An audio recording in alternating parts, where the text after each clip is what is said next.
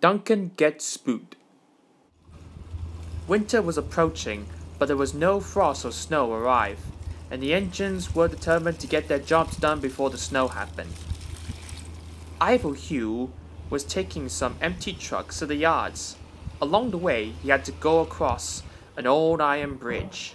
It was one of the first bridges on the island. "It's getting cold, driver. We should go along quickly. The quicker we get to the yards, the sooner we can head back to the sheds." Once he arrived there, the yard was empty. All the engines had left the sheds, except Peter Sam. "Hello, Ivo Hugh. You brought the empty trucks? Perfect. Leave them be and I'll shunt them away." Unfortunately, he never got the chance. The trucks were very bored. "Let's break away," they giggled. The coupling between Ivo Hugh and the trucks was very old, until it snapped. The trucks rolled backwards. "Faster, faster," shouted the trucks. They never got that far until they reached the old iron bridge. Then it happened. Ivo Hugh arrived at the scene of the disaster. His driver sighed. "This was our fault. We didn't secure them properly. We had to get help to pull them out." The thing controller didn't take the news well. And he was. "Ivo Hugh, you had caused confusion. I thought you can control trucks, but at the same time, it's not really your fault. The coupling has been exposed by the cold weather. It caused it. You should work in the yards for a while, for the time being." Duncan was not happy. "Oh, great. First I've been relieved of my punishment at the incline, and now I had to do most of your work. Thanks a lot, Ivo Hugh." At the same time, he was pleased with Ivo Hugh's dilemma. "Fancy not securing your trucks on the hill. They'll come back to spook you. Ooh! And who's to say you're not afraid of ghosts?" snapped Rusty. "Ghosts? Things that go bump in the night? Rubbish!" "Well, I'll tell you a story that will make your funnel cripper," Rusty said. A long time ago, a little engine was returning home with a train. It was a misty moonlit night. As the engine crossed the old iron bridge, it suddenly lost control and plunged over the side into the swamps below.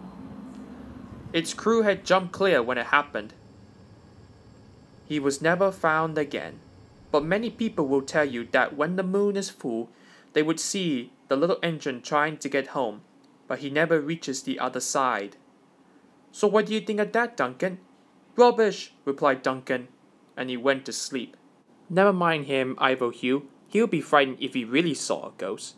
This gave Ivo's driver an idea. "Let's play a trick on Duncan." And he spoke to Duncan's driver and fireman, who agreed. "We'll do it tomorrow night."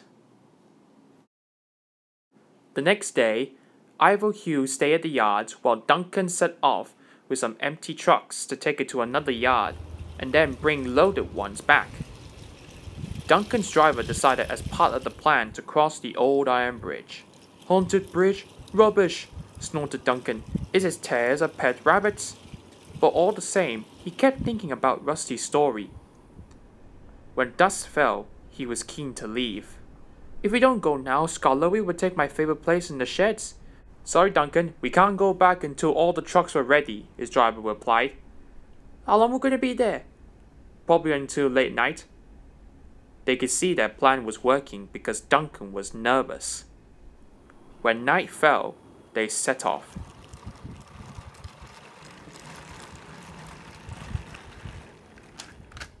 The moon was full, and the mist rose around the old iron bridge.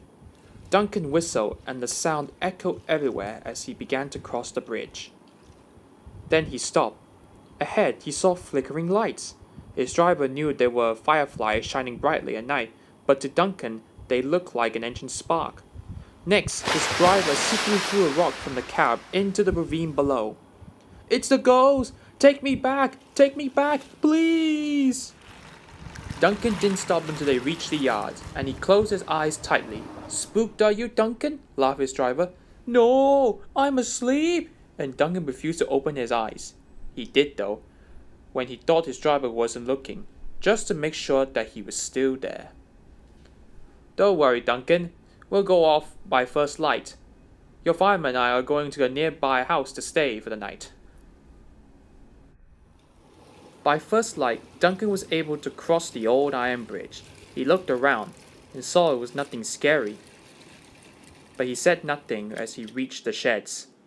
He apologized to Ivo Hugh about his behavior, and he accepted it. Duncan still believes that Rusty's story was true, but no one told him that Rusty actually made the story up.